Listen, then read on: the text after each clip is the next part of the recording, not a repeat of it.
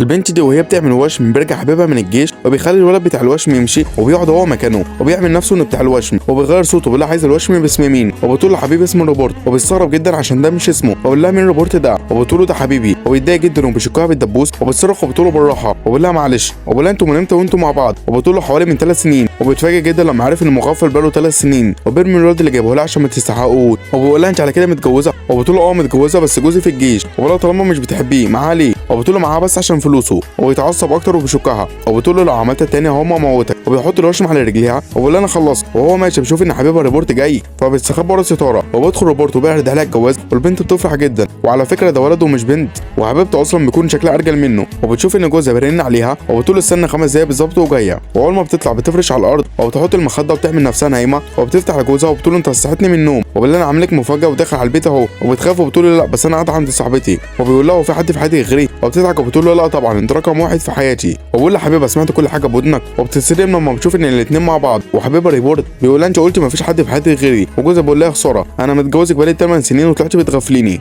وبقول لها انا عملت لك وشم ومش هتعرفي تطلعيه تاني واول ما بتبص على الكلمه بتلاقي ان هو كاتب لها انا خاينه وبتضايق جدا وجوزها بينفصل عنها وبيعرفها ان سحب كل الفلوس اللي في حسابها في البنك والاثنين بيسيبوها وبيمشوا.